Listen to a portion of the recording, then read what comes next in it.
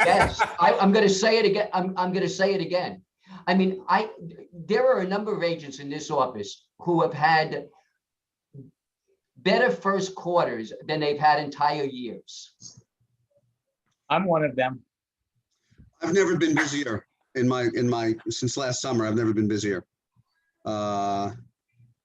Something happens sometimes with this. I just went to a wide angle screen. Did you notice that? On some people's, anyway. I have to adjust myself a little. All right. You look perfect. I've never been busier in my real estate career since last summer, but and actually, the first quarter last year before the pandemic, I wrote a lot of business. I mean, more than I ever had in the first quarter. And I thought, wow, my year is going to be incredible if this is the first quarter of 2020. And then, most of those deals ended up falling through in some way or another. And but this year they're sticking. Sorry? This year they're sticking. Yeah, I bet. Yeah. I had a record sale in Fort Greene a few months ago. It's just, people are, I don't want to say coming out of the woodwork, but I'm getting the rate of people who are reaching out to me now to help them in buying and selling is greater than it's ever been in my career. I've been doing this for 14 years now. Was the Fort Greene transaction a townhouse? It was a 1 and 2 family. Yep. Nice. Scott, how are you? Scott's muted. It's always good. It starts muted. That probably helps prevent a lot of embarrassment and stuff. But I'm doing great, Roberto. Yourself? Good. Good. Good. Michael, Good to see you? I'm okay. I'm good. Good. So it's funny you should say that. So a moment ago, Michael said that in his 30 years in the business and 150 real estate cycles, he's never seen a year quite like this. It caused one of our viewers last week on this show, who's trying to sell his place on the Upper East Side, 72nd Street, to call me up after the show and say, why is my place not selling? And so I asked Roberto, why is his place, not selling? It's a problem because he's not the only one. If your place is not selling and you're getting headlines from the Real Deal that say frenzied market, bidding wars, whether you're out here in Connecticut or in New York, you feel like, why am I the only one missing the party? Probably has to do with price. If they study the Urban Dig's website and take a look at the negotiation factor, apartments that are priced correctly sell within 4% of price. Properties that need 3 price reductions sell at 87% of price. It's all about pricing. All about price. And the seller's losing money, and they don't know that they're losing money. They're losing 9%. From 96 to 87%, they're losing 9%. On $1 million, they're losing $90,000. So, okay. Hello, Tammy. Good to see you. You're muted. You're muted. Hey, how are you, Jeff? Last time I saw you, I think we were in DC. Yeah, we were at the RIS Media Awards dinner. Yes. Indeed. How are you? I'm great. How are you? I'm good. I mean, relatively, all things considered, living the dream. Yeah. Yeah, it's good to see you. Hi, Michael. Hi, Tammy. How's my BFF? I'm sorry? I said, how's my BFF? Everything's good. Wait, where are you? I'm a little nervous about this, Oh, pshaw. No, hey, listen, to be on the Engel Cabrera show is a compliment. Well, I wouldn't know. Well. Oh. Oh. Hey, she took my straight line. I set her up good on that one. They teased me with something, and then I got bounced for Bess, I think. Hey, listen, that's not an insult. No, I agree. I agree. At least if I was bounced for somebody, it was for Bess. I mean, you know, I can understand, I could understand all of us getting bounced. Yeah. Wait, are you at 408? I'm at 408. Okay. Yeah. All right. Hi, Tammy. Hi, Michael. Oh my God, I love you. I miss you. I miss you and I love you. Hey, Hi, guys. I don't know if I'm allowed to talk, but I'm saying hi. Juliet, are you on your street? Hey, how are you? Are you on your What's going on? street? I am right in front of the school. Yeah, that's what I thought. Oh, Do you see my school? Yeah. is that the Alliance Française? No, this is the Manhattan Day School. Okay, okay. Yes, and I'm going for a walk right now, so I'm going to walk and listen to you. Jeff! Hey, Juliet. I shamed her, I shamed her into watching. I I wanna said, hear I said, I'm gonna be embarrassed if we don't have a big turnout. Oh, my please. God. And I see Anna Yeah. Khanna's on too. Hi, Anna. Anna! Hi, Love Bug. Hi, She's muted. Hi, She's Pat muted. Harbison. Oh, this is so great. Hi, Michelle. Comes Serena from Darien. All right. Tammy, I heard that we may end up having an anniversary reunion in Las Vegas in a couple of weeks. Really? Are you going? No, Oh, okay. I'm not. I'm okay. just not quite ready yet. So, Jeff's gonna be on a panel. oh, you are? Yep. Hmm. Yes. Hi, everyone. Hi, Roberto. Hello, how are you? Jeff. Hi, Tammy. Hey, Hello, hi, Anna. honey. Hi, Love Bug. I unmuted and videoed myself just for you, Tammy, Thank to say you. hello. And I send you some kiss. always loved seeing you. Completely feel love? unrestrained. I know. Nope, Sorry, John. We're just we're taking that was over a- your show. Anna, that was a great program on Tuesday. If I didn't email you and say how great it was and thanking you for putting it all So good. together, thank you. It Oh, was you're so fabulous. sweet. Juliet put it together. I did absolutely nothing. Oh, Bologna, you did such I a did good job. nothing. It's so I beautiful. did nothing. All Other right, we than gotta get just going. have fun. Okay, John, Jules is gonna mute herself now. I'm muting myself 403. too. I'm sorry. I love you. Bye. Bye. It's 4:03, and I just heard Michael Goldenberg say in his entire career, he's never seen such a year. And with that, I think we have to start the show. This is episode 25, Neighborhoods of New York. Last week, we stayed entirely uptown. Today, no holds barred. We're going all over town. We're going to hit Manhattan's neighborhoods with two experts, Jeffrey Goodman, host of the popular Rediscovering New York walking tours, showcasing the city's great neighborhoods, culturally and historically, although we may ask him a few math-related questions.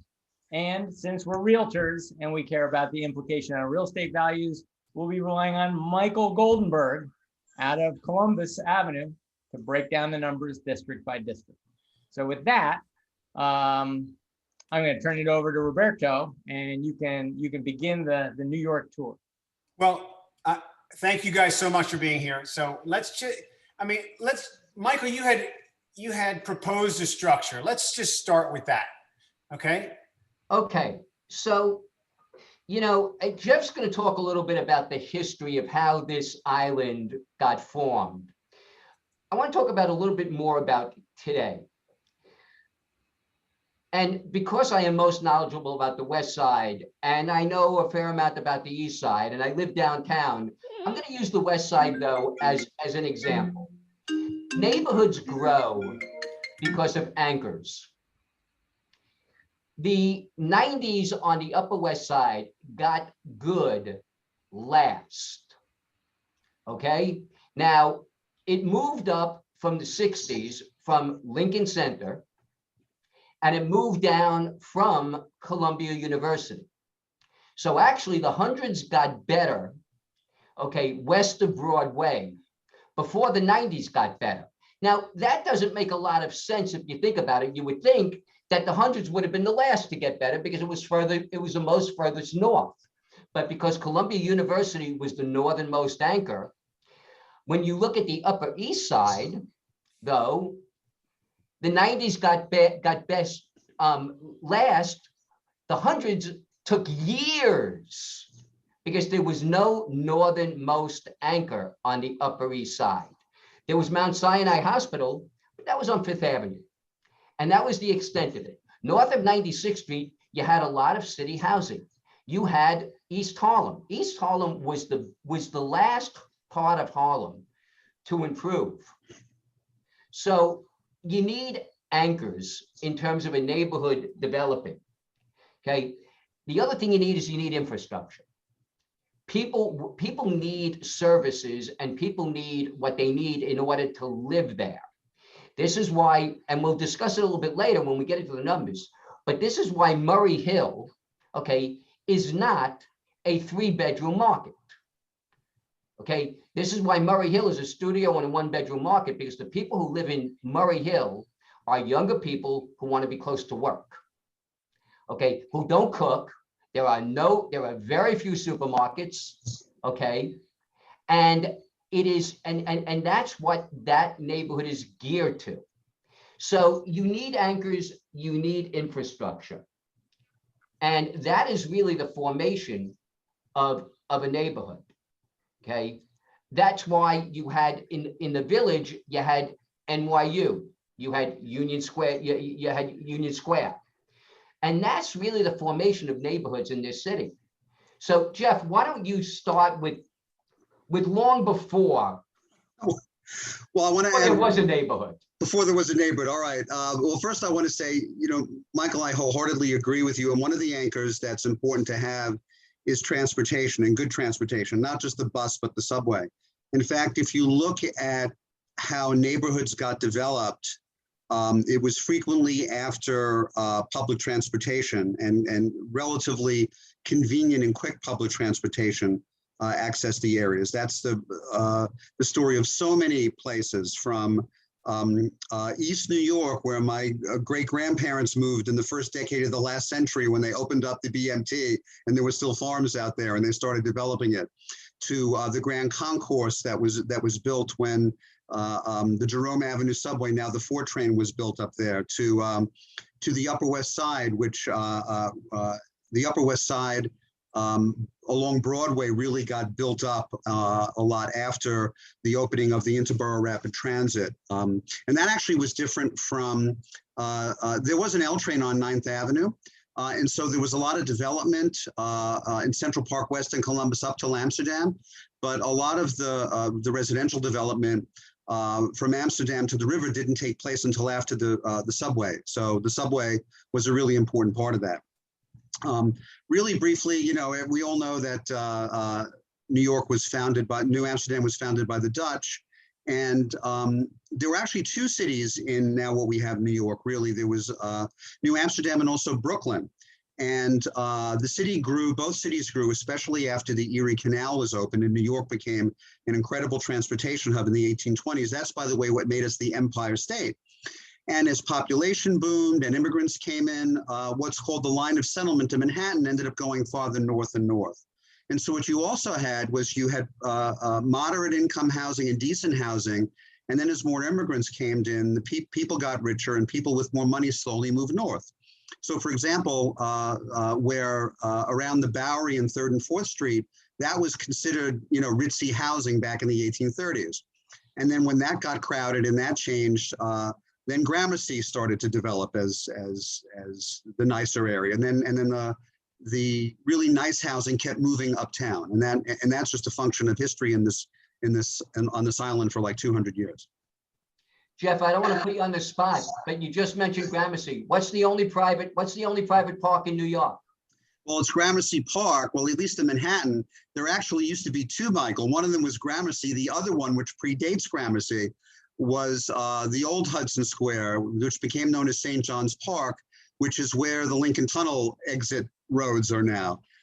When the king granted that to Trinity Church centuries ago, it was developed, and that was the first private park. Gramercy was the second. And Gramercy still remains. How has Gramercy maintained that designation to be private? I believe it's written into the deeds that when Ruggles, who developed it, and by the way, when he developed that in the 1830s, when he started to develop it, that was marshland. People didn't live there. there was watery, there were mosquitoes, but he came up with a plan, and he bought part of a farm, and then he drained swamps. He moved, wagon load after wagon load of earth. A lot of people don't know this, but Manhattan was an incredibly hilly place. The name Manhattan comes from the Lenape Manhattan, which means the island of the hills. Anyway, and he developed it and subdivided into lots. And he was very inspired by similar development in London. So he actually deeded, I forget which organization it was, but he deeded the care of the park to some organization, and then all of the people who own lots around the park actually maintained a right to use it. I don't know for how long or if in perpetuity, but that's how it got I started. think it's in perpetuity. I read something about a year ago about the encumbrances that are on the deed, and they are incredibly stringent. That park will always remain private. Yep. So I have a question as an outsider, and we got a lot of outsiders, on the call. But when I look at this, do people come in and say, I want to live in Gramercy, I want to live in Chelsea, I want to live in Greenwich Village versus I want to live in SoHo? It occurs to me, one of the points Michael raised before our call was names matter. And so I'm wondering, well, how much does the name matter when it comes to price? Meaning I'm in the neighborhood or I'm just outside the neighborhood. How much does it matter?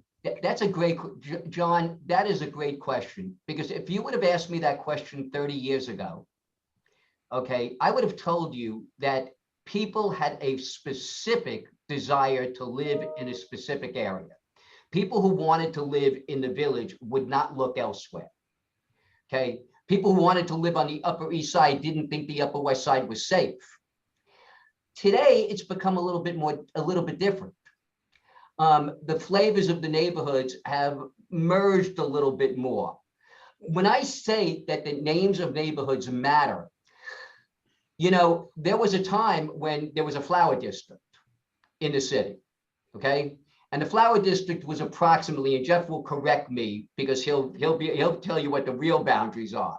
But the flower district was like 6th Avenue, and it was like 28th to 32nd Street. I don't think any of us have heard the flower district. It is now either North Chelsea or it's just Chelsea. And the reason for that is Chelsea is more expensive than what the flower district would have been. So it no longer became the flower district. Okay, 34th Street and 36th Street and 7th Avenue, 25 years ago was what? It was the garment district. We haven't heard the garment district used, okay, in 30 years. The garment district went out, it went overseas, it went to North Carolina, it went out, okay? Now it's Midtown West or it's Hudson Yards, okay? Names matter because of valuation. People also try to cluster themselves into the more affluent neighborhood or the neighborhood that has the better name. I can remember working, Mark Friedman and I worked with Bradley White, and he had a client who wanted to be in Tribeca, and Tribeca that he was talking about was really like Hudson Street and North Moore and that area.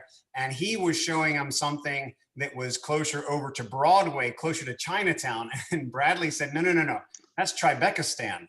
Like, that's not really Tribeca, that's Tribeca Stan. That's not, but now that has started to merge a little bit further towards the east and is a little bit more proper Tribeca.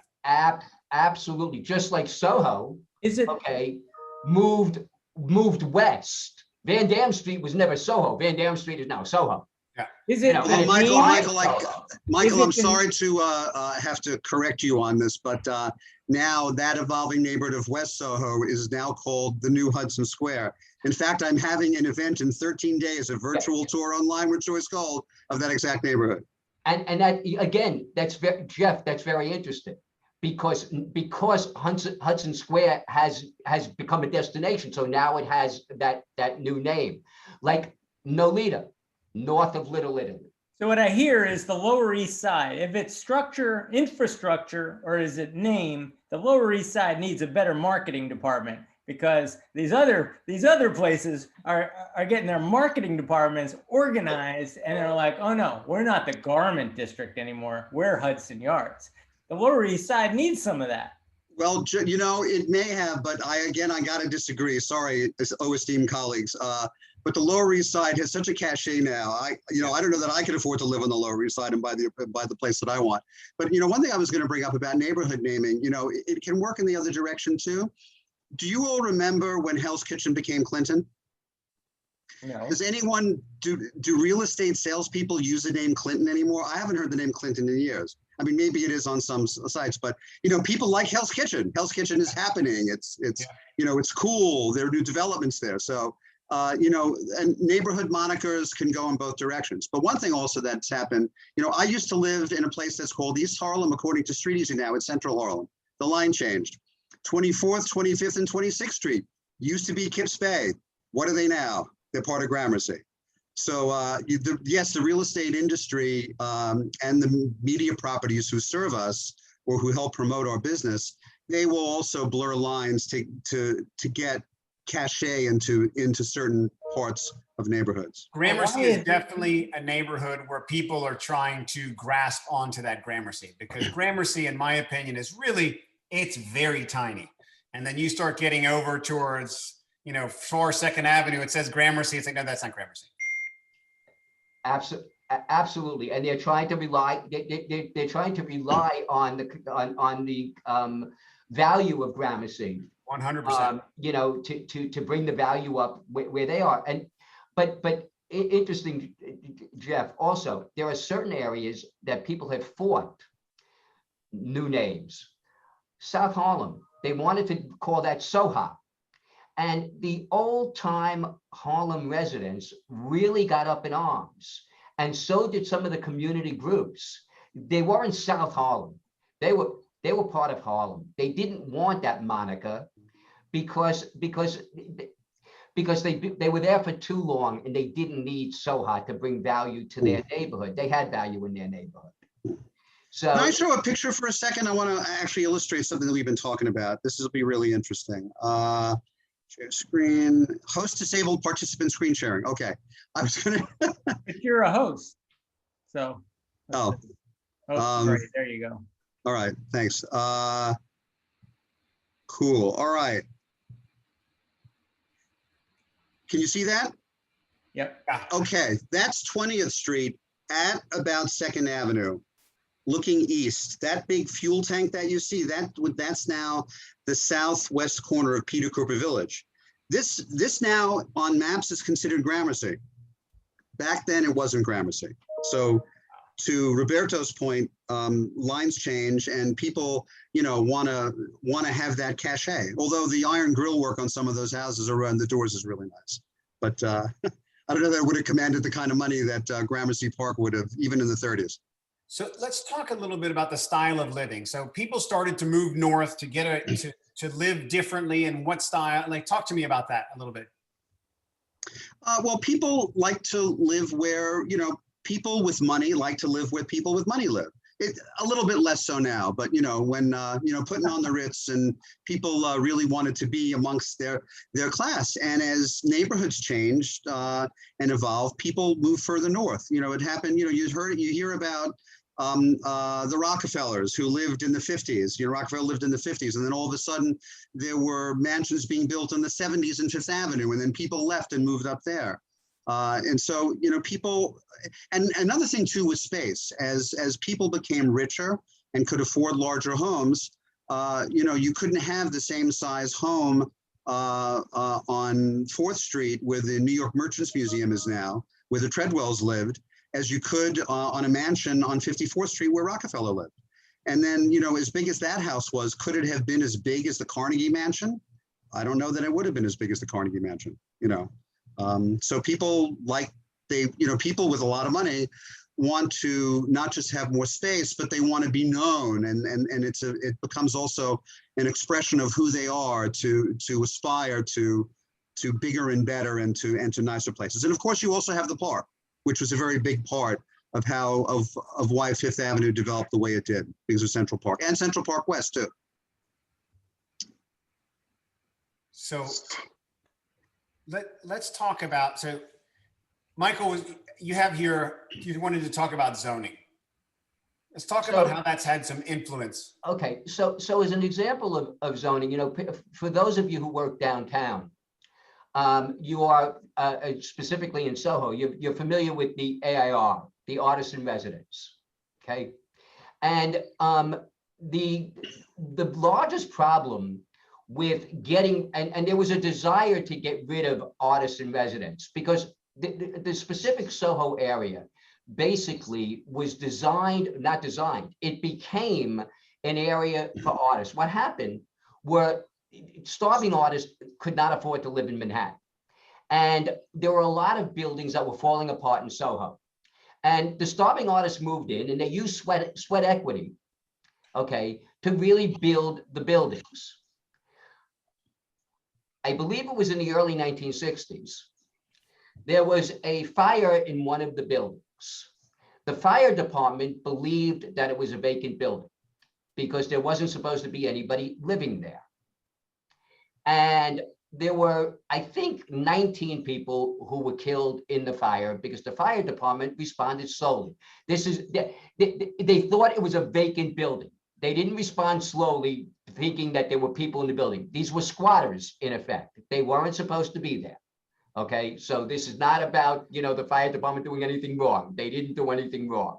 Okay, and they were surrounded by a bunch of abandoned buildings, supposedly. And so what happened is that after they found that the 19 people were killed in the fire, and this is why I say that sometimes it's the people who lead the government in terms of movement. That is when they decided that there were these people who were living in buildings and they had to legalize them somehow. But they didn't want to legalize it in terms of having just anybody move into the area. I can't tell you exactly why they didn't want to do that. Probably because they didn't have the demographic for it yet. Okay, but the starving artists were there. So what they did was they put into the zoning law the artist in residence rule. The artist in residence rule allowed you, if you were a fine artist, not a commercial artist, okay, you had to get a certificate from the Cultural Affairs Department, okay, qualifying you as a fine artist, and then you were able to live and work in those structures. If you were in an old-time loft in the 1970s, they had lathes. I mean, they had equipment that would shake the building. The only reason it didn't shake the building is because of the housing stock. Those buildings were built to be able to take that type of equipment. That's why the artists went there. So they incorporated it into the zoning law. And that's why it's been so difficult to get rid of the AIR. Because every time you open up a zoning resolution, anybody can ask for anything. If this had been just a separate rule, they could have repealed it like that. But there was a real hesitancy to get involved in zoning because they didn't want the community to say, well, I want this, I want that, I want the other thing. Is that true now? Are we going through that now? Because we just went through a major crisis that's caused people to say we need less office space, more affordable housing in Manhattan.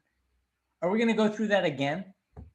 Well, interestingly, John, you ask great questions, and so do you, Roberto. But you really, right now there is talk about the Class B and the Class C office buildings in Midtown, especially outside of the new zoning area for the Grand Central Midtown East rezoning, where they're thinking about making them into affordable housing. I shouldn't say they're thinking about it. There's some talk about it, whether it will ever get off, but the interesting thing is that there's going to be a whole lot less conflict about it because they're not residential areas. The residents aren't going to get up in arms, okay, like they did on the Upper West Side when at the beginning of the pandemic, they moved homeless into the Lucerne. Yeah. Okay, so there's going to be less of that. Whether the businesses will, raise their voices or not, I can't tell you. But there is a very strong possibility, John, that yes, that it will occur that some of the commercial areas are going to bring in affordable housing. The question will be if the services come in, and then what's the next step? What's the next step? Just like, in the 90s, you had city housing. In the 50s, you had city housing where the Westies were, the most renowned gang, okay, on 57th to 59th and 9th Avenue, okay? That's where, you walk down, you got shot. It was just like, that was for sport. And that's why it moved up and moved down, and why the 90s got bad, and it also has to do with housing stock. Areas get developed when housing stock is there. Why did SoHo become SoHo? Because those buildings were able to withstand what they were able to withstand. Why did Tribeca become an area of large lofts? Because the buildings were vacant and it had the footplate for a large loft. Okay, where are you going to put a large loft on Columbus Avenue? Okay, the buildings aren't there for it, and the zoning didn't allow. That's why you had most of the new condominiums on Broadway, because you had zoning that allowed taller buildings. Okay, you didn't have it on Columbus Avenue. So it's also existing housing stock that governs where, how areas develop. So you have transportation, you have infrastructure in terms of not just transportation but you also have infrastructure in terms of retail. Okay, because in order for people who have more than one person in a household who actually cook, okay, you need retail, you need supermarkets, you need drugstores. Okay, if you look at Murray Hill, if you look at Madison Avenue, if you look at Lexington Avenue, you can't find a supermarket. Does that impact? So I had two questions. One for Jeff is, when he's taking these people on these tours of New York, what neighborhoods are resonating? What kind of questions are they asking? What are they curious about? And the other question is, what kind of long-lasting, what is the lack of infrastructure or the lack of supermarkets in Murray Hill due to the long-standing values in a neighborhood like Murray Hill? But go ahead, Jeff, you start. Well, I do think there are supermarkets in Murray Hill, unlike Madison Avenue, Lexington Avenue.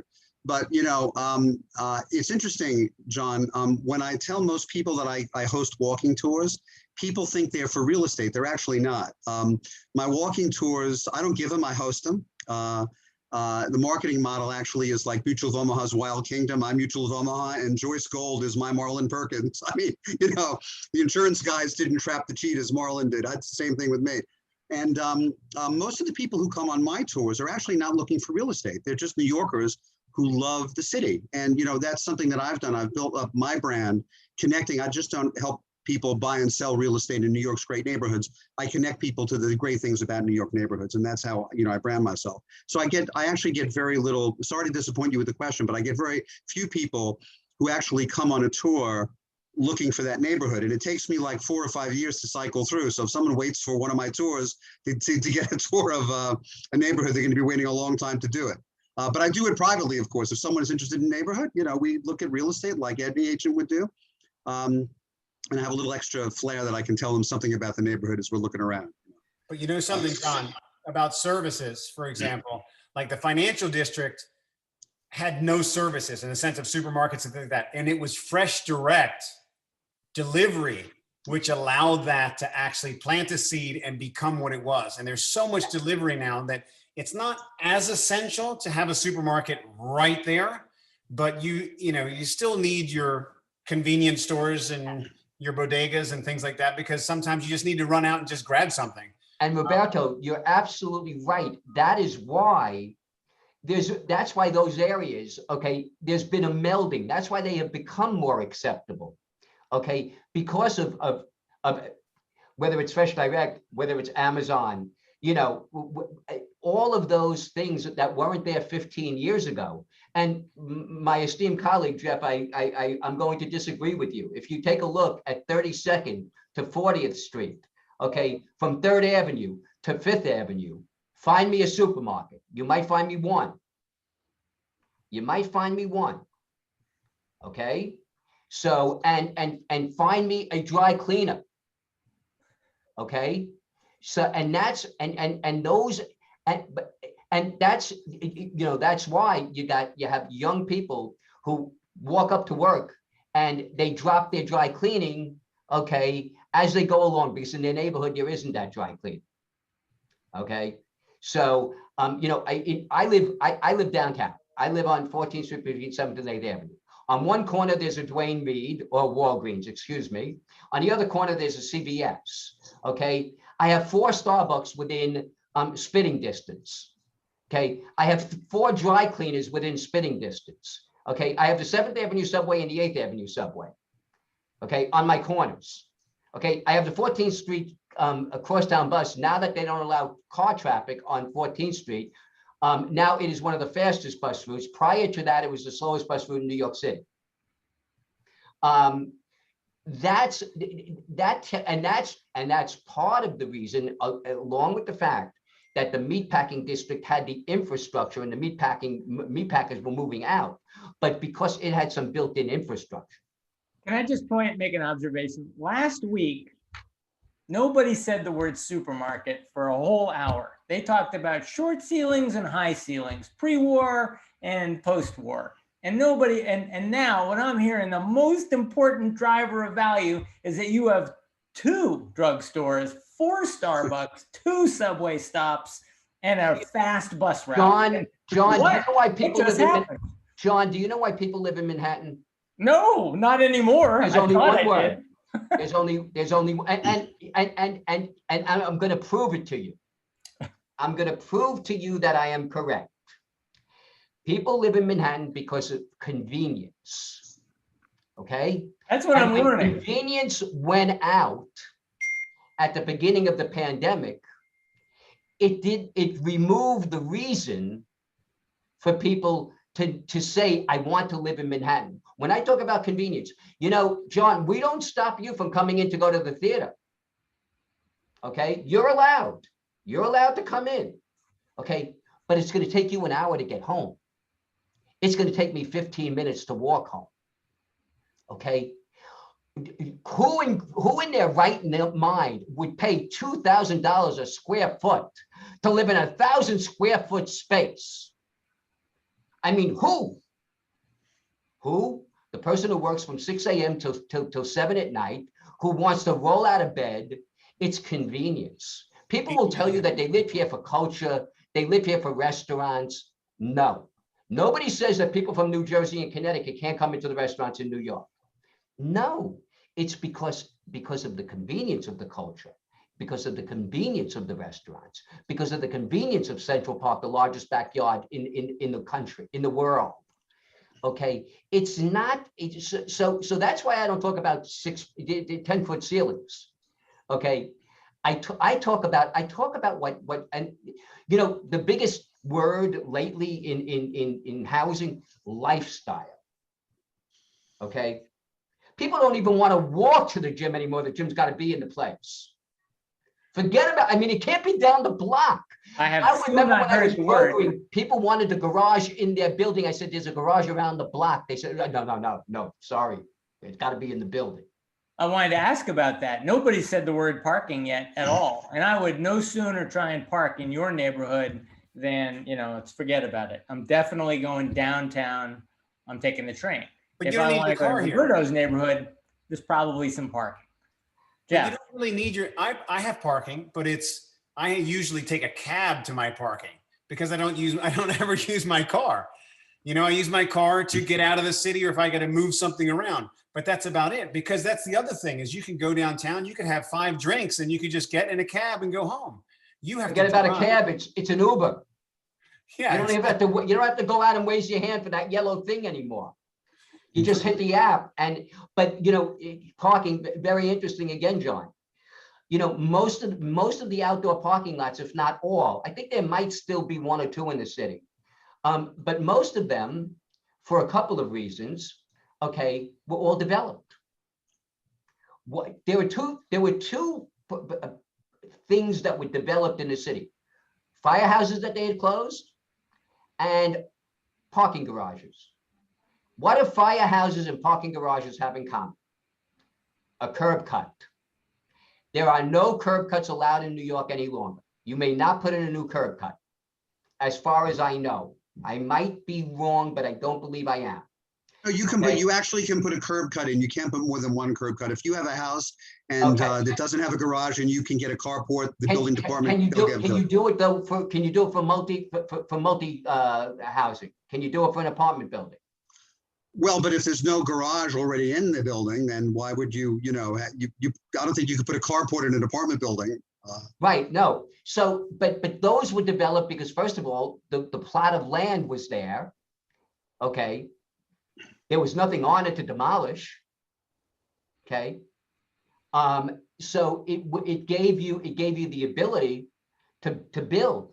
And that's why a lot of the parking lots, there were a number of parking lots in Chelsea, and I don't know exactly why, other than it was a mixed use area, and maybe there was a need for it. But almost every outdoor parking lot is gone. They're almost all gone. Sure. All right, Jeff, what neighborhood do you live in, Jeff? I live in, you see my little arrow there? No. I live right, no? No. I live almost in that upper left light blue of East Harlem. I live on Madison and 130th. And what do you love about your neighborhood the most? Well, I sometimes get asked because, aside from my tours, I have this radio show about neighborhoods. What neighborhood do I love the most? And I say all of them. Because if there are people who love living in a place and it's New York and they're willing to set up a home there for whatever reason, I love that neighborhood. What I love about East Harlem is that it was, it was East Harlem when I moved in, now in Central Harlem. You see what I could do, what a Brown Harris agent could do to raise the specter of a neighborhood when they move in and they buy. I love that it was affordable. I got a really good deal. Neighborhoods that are considered fringe, they're the first to crash if there's a financial crisis, and they take the longest to come back. I bought this place a number of years after the financial crisis in 2008, 2009. I like the fact that it's convenient. I have 3 subway lines within an 18-minute walk, 2 subway lines. Can you repeat that word again? Subway lines, walk. No, the word before that. Convenient. Convenience, yes. No, it is convenient and it's affordable. But personally, there's something else that I love about this neighborhood. Not as much anymore because the neighborhood's changing. But that's the wonderful thing about New York. I've spent a lot of time in the South. I can put the accent on. I used to be a part-time Southern Louisianan, and one of the things I love about Harlem, and I didn't quite realize it until I moved here, is that most of the people who used to live here, their parents or grandparents were from the South. And so even though it's New York, it's not the New York where I grew up in Brooklyn. I mean, the people who lived in Harlem were not like Brooklyn Dodgers kind of people and fans who grew up in Coney Island. I mean, it was a very, it's New York, but a very different kind of New York. And Harlem and East Harlem has that. Well, I don't live in Spanish Harlem. A lot of people conflate East Harlem with Spanish Harlem. Spanish East Harlem is below 125th Street. It's east of Madison Avenue. I'm in kind of the Harlem part of East Harlem. So it's more like Central Harlem. But the variety of restaurants, and also for me too, the fact that I'm a 5-minute walk from the 125th Street station, I can get into the suburbs. I can visit friends in Connecticut. Yes, John, I do have friends in Connecticut. And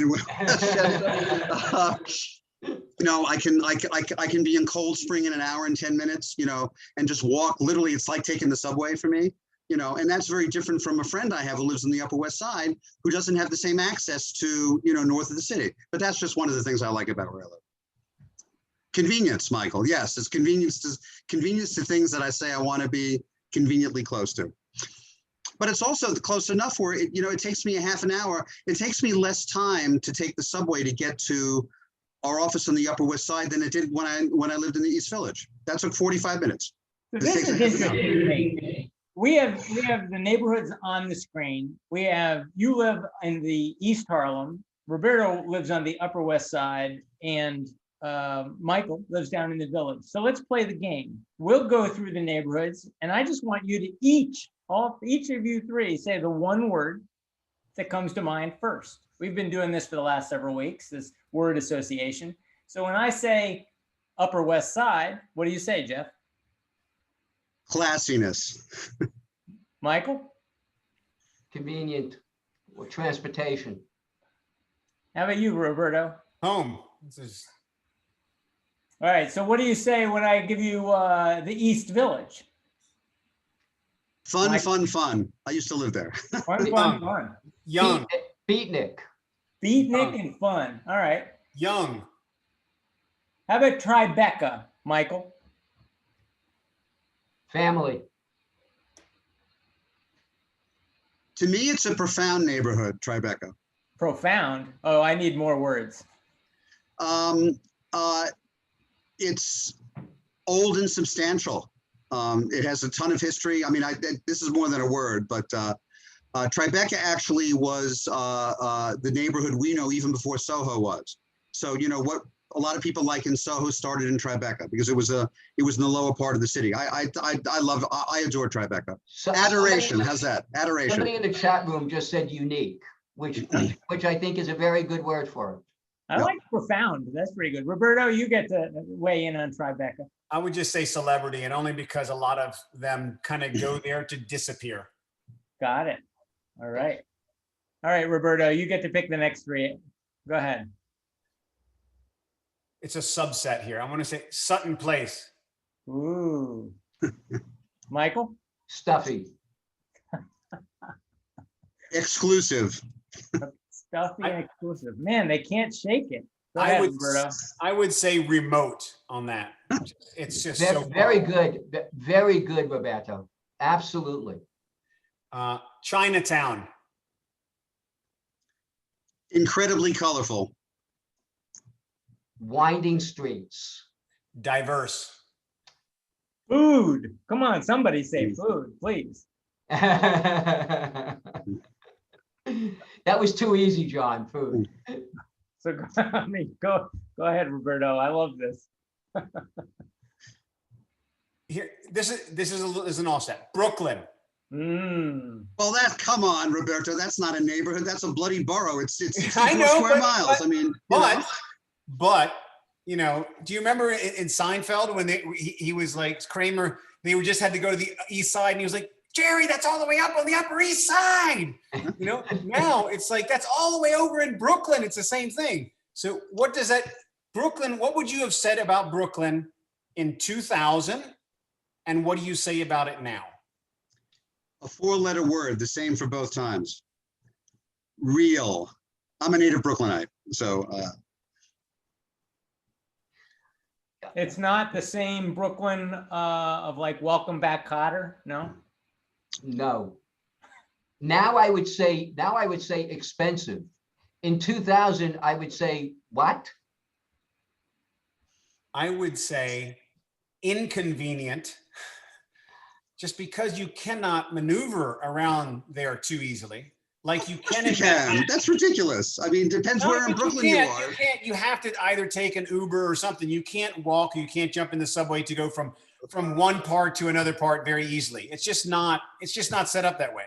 It is. You know, Roberto, I'm gonna have to take you on my tour of Brooklyn sometime. It absolutely is. You have more subway lines going through a number of neighborhoods near downtown. They're all going in the same direction. They don't go north-south.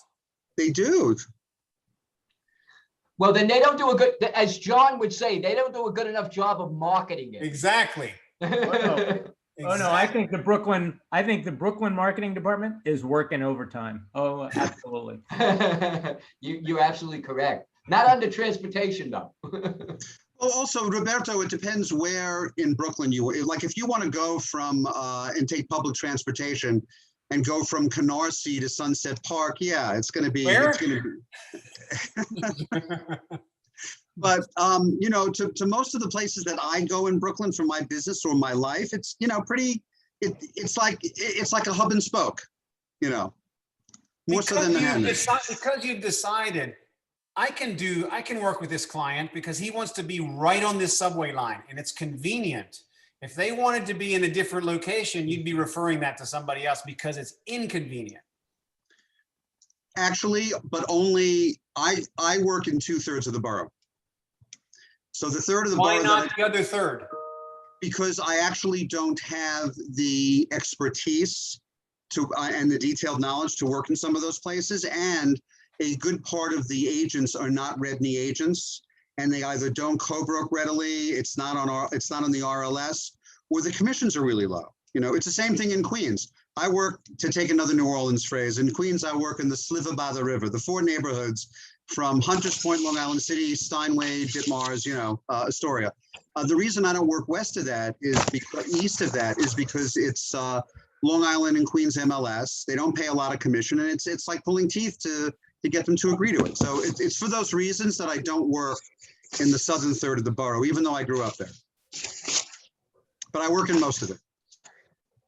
All right, there was a mention before the show on urban digs and Greg Hines' inventory report as resources. So I'm wondering, why did you mention those, Michael? What would I learn if I had been reading Greg Hines' inventory report lately and urban digs? Okay, Jeff, can you share the screen that you and I spoke about before? Michael, for you, almost anything, and you know it. Thank you, sir.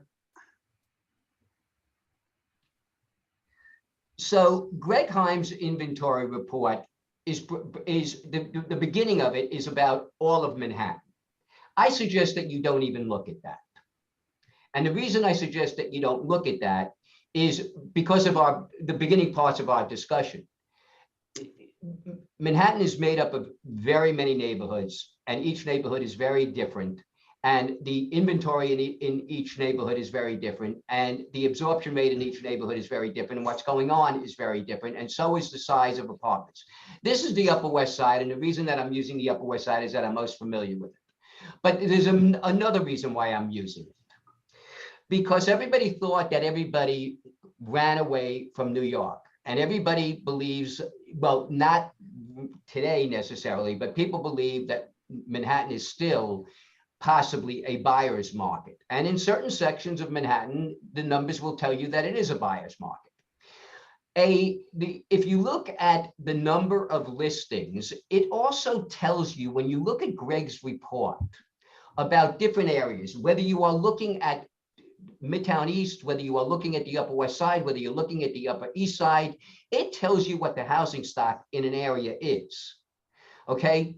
So as an example, if you look at the number of studio condominiums on the Upper West Side, there are 38 listings. And oh, somebody just posted something and it's blocking my, how many studio listings are there in co-ops? Can somebody see that? Oh, 75. 75. So there are 113 studio listings on the Upper West Side. Okay. When I look at the Upper East Side, okay, there are. You want me to get that on, Michael? I'm sorry? You want me to get that screen up for you? No, that's okay. I'm sure people will believe me. There are 187, okay? 113 versus 187, okay? That's a difference of 74, okay? That's almost 50%, all right? If you take a look at Midtown East, Murray Hill that we were speaking about, there are 219 studio listings. There are 191 3 bedrooms. On the Upper West Side, there are 390 3 bedrooms. It tells you what the housing stock is. It tells you exactly what's going on. Greg also does month over month and then year over year. April In almost 2021. every category, you have more listings in condos and co-op. You have more listings than you did a year ago. I thought the market was on fire.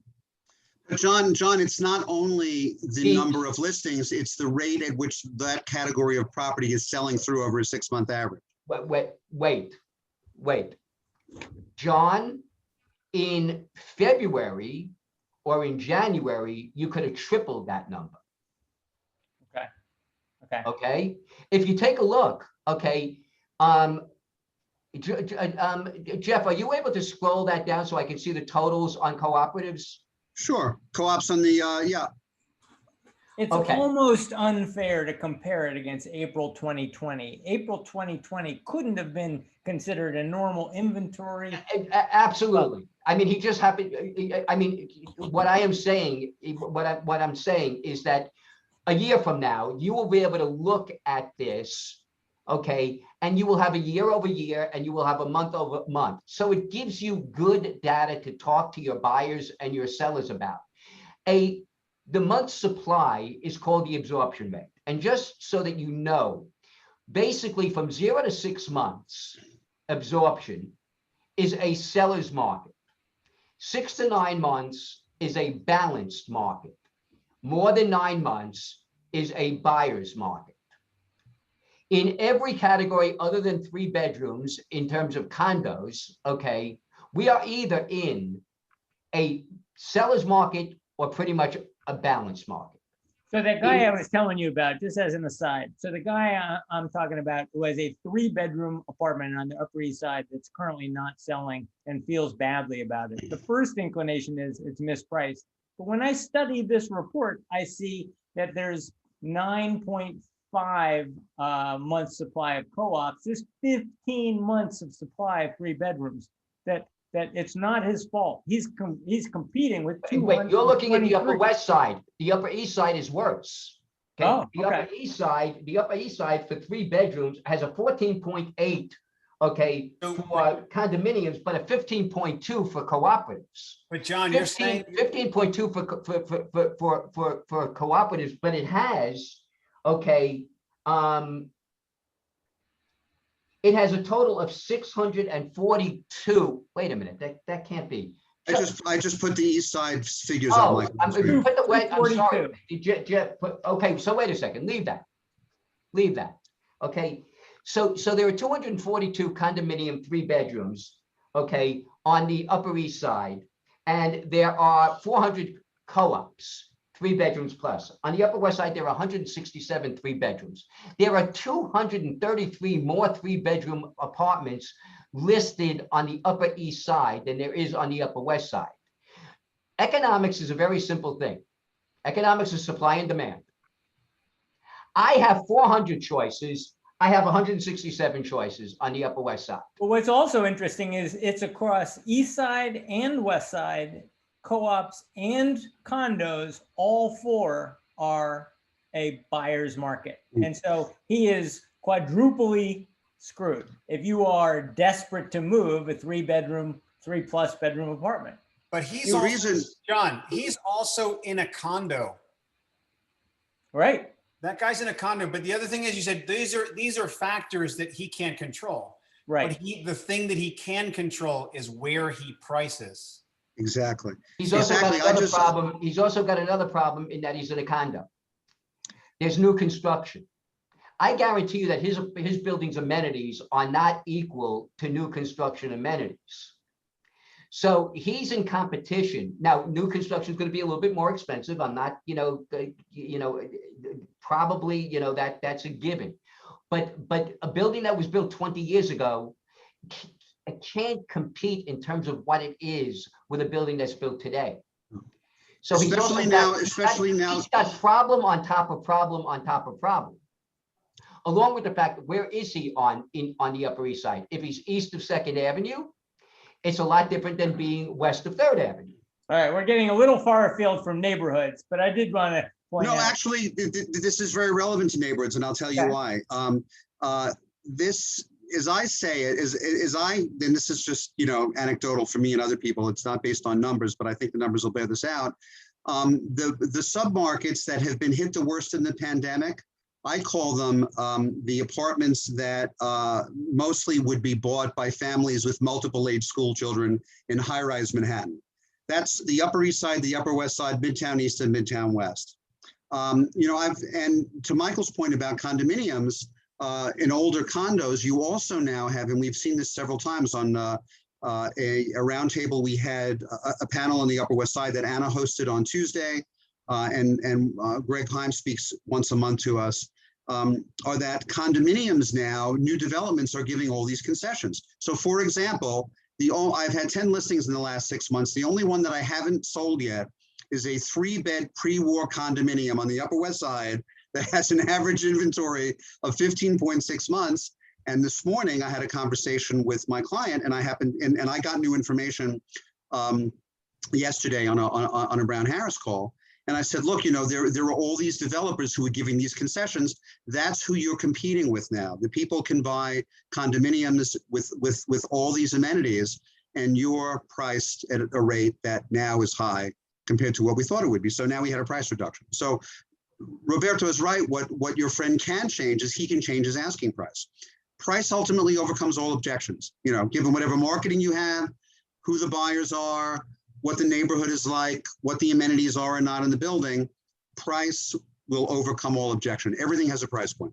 The reason I wanted to discuss Greg's report, and Urban Digs is a website which gives you tremendous data.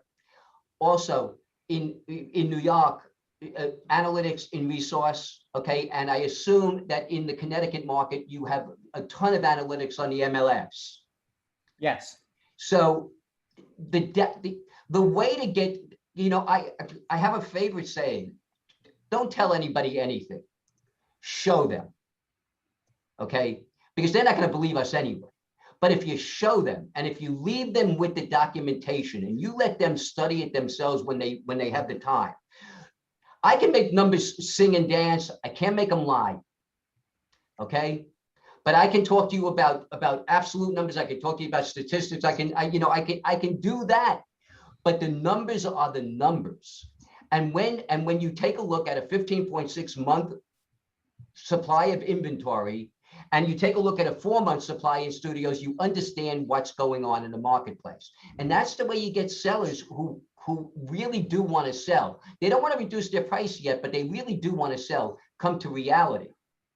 And that's the way you get buyers, who think they can get a steal for a studio. And you say, listen, I got 13 of them to show you. And data matters. So that's why I always fall back. So what are we using Urban Digs for? Have you got Urban Digs? Can you put it on the screen? No, but it's urbandigs.com is what the website is. And it's a subscription based service, but it is well worth it. And if you want to join, I have a 20% discount coupon. Email me, I'll give you the code for the 20% discount, and you can get a 20% discount on the service. But it provides an amazing amount of information. How would I know that if you have 3 price reductions that you sell at 87% of asking price, and if you have no price reductions, you sell at 96%? It's the data that they compile. I mean, if that's not convincing to a seller, I don't know what is. I got another question. One of the words you used was anchors that make up a neighborhood. It occurs to me, you've already talked about some of the changing priorities now that we can get HelloFresh and Amazon.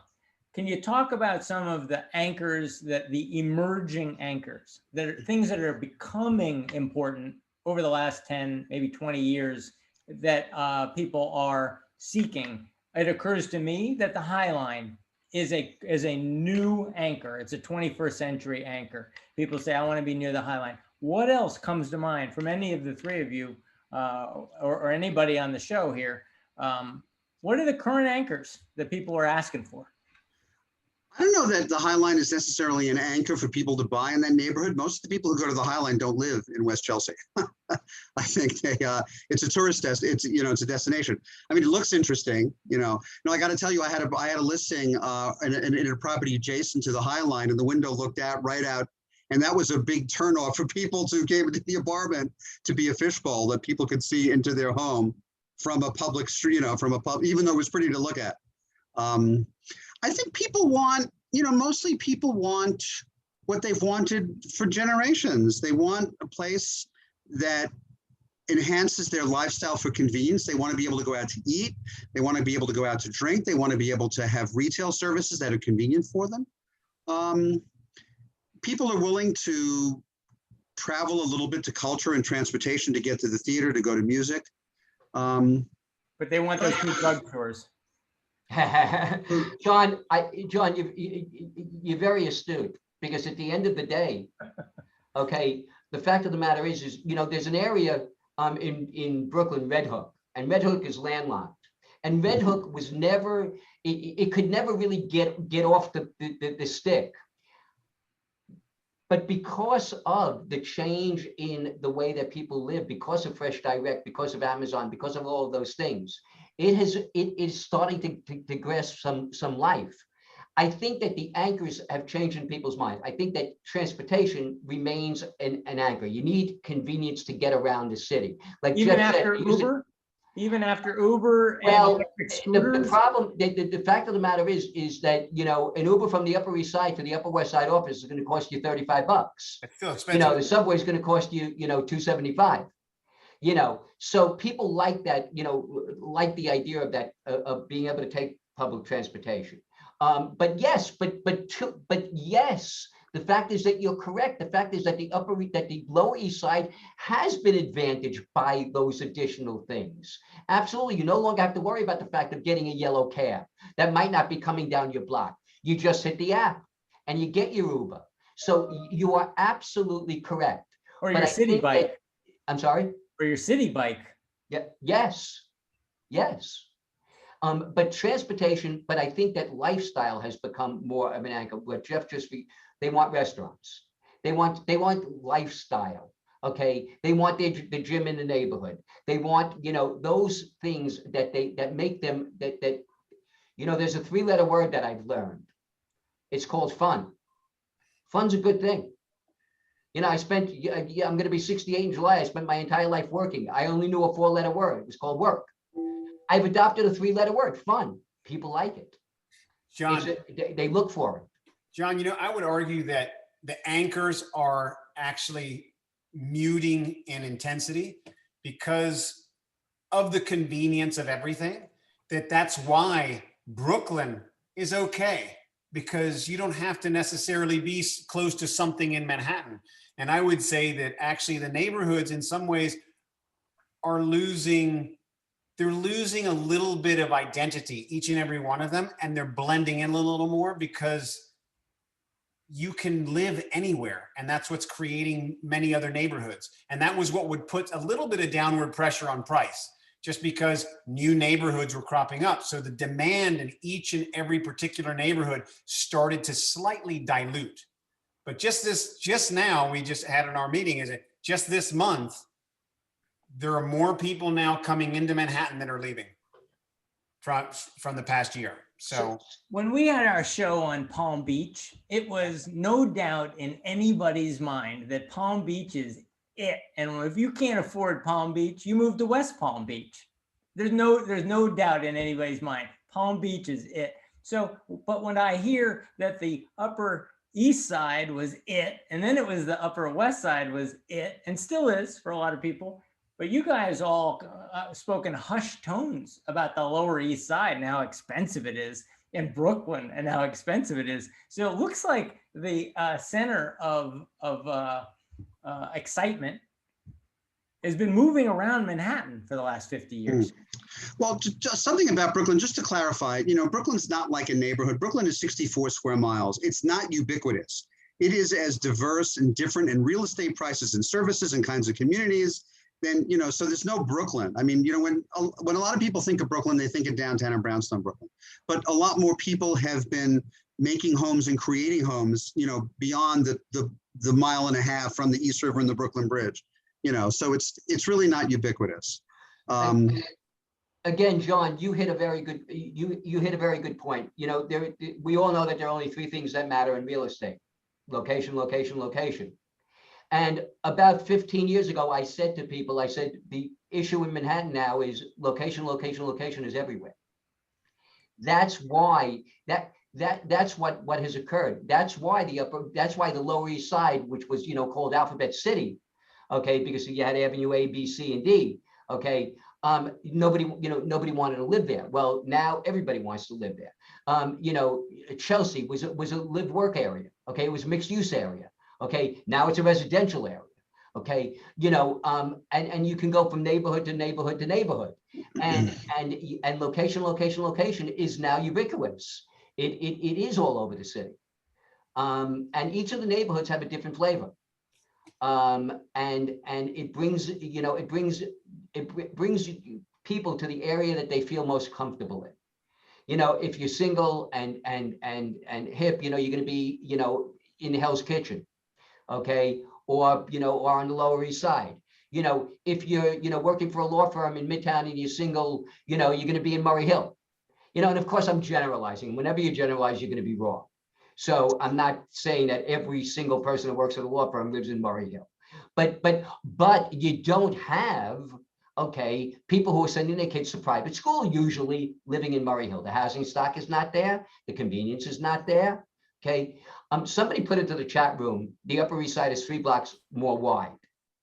And yes, and partially, that's why until you had the 2nd Avenue subway, that's why nobody wanted to live east of 2nd Avenue, because the subway was on Lexington Avenue. And if you lived on 1st Avenue, you had a 4-block walk in February when it was 27 degrees and you didn't want to do it. And that's why 1st Avenue was less expensive than 3rd Avenue.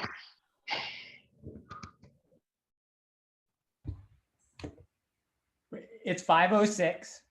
We should wrap it up. We're just getting started, John. Come I'm on. enjoying the heck out of this. But what I am realizing is I'm more confused than ever. I've been watching the center of excitement move around Manhattan for the last hour. I've been watching each of these neighborhoods is desirable for a different reason, and it keeps changing. And it depends in large part on the marketing department in Chelsea working overtime and Lower East Side, and that poor marketing department on the Upper East Side. They gotta get going. It's like the Mets, you know, it's time. So I don't know. Can we draw any conclusions in the If we confused you, we achieved exactly what we wanted to do. Good. Conclusion would be is that you absolutely need a broker who understands what's going on and how the life is maneuvering around and what you can do in every single one of these different neighborhoods. And you know, people just need help. If you're coming from outside of the city, it is now just spreading all over the place, and you can live anywhere and live a very, very convenient life. I love that as a conclusion. I was about to make the mistake of my life. I was going to overpay for a 3+ bedroom on the Upper East Side with a view of the High Line and all those damn tourists. And I am not going to do that anymore. I'm going to go find a good broker, and he's going to hook me up with Greg's inventory report. Right? Is that what I learned? Yeah, John, I also have a departing comment, a final comment. You know, and this is one of the reasons why I love doing my programming on the tours and the show. Everybody, we live, I'm almost going to use an expletive, but I'm not. We live in the most incredible place on the entire planet for a whole bunch of reasons. And it's the neighborhoods of this city and the boroughs of the city manifest that. They manifest the size, the diversity, the change. I mean, New York is a breathing, evolving organism. It probably has changed faster consistently than any other place, not only in the United States, well, I'll say in the US, I mean, you know, but so, you know, and it's not just fascinating, but it's also a real gift to be able to show this to people, to bring this to people, for us to be the experts, to help guide people in this incredible place that we're in. So, you know, I also, you know, as far as neighborhoods go, John and Roberto, I'm really grateful that you asked me to join Michael in this and you, but, you know, New York, it's an amazing place to be in this business. It really is. Thank you. Thank you both so much for coming and providing your insight. Really appreciate it.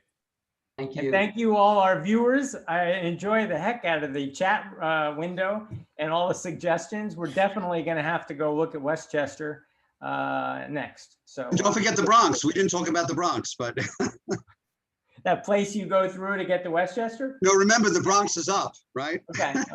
Okay. All right, the Bronx Thank and you, Westchester everybody. coming soon. Thank you, everybody. Bye. Bye. Bye.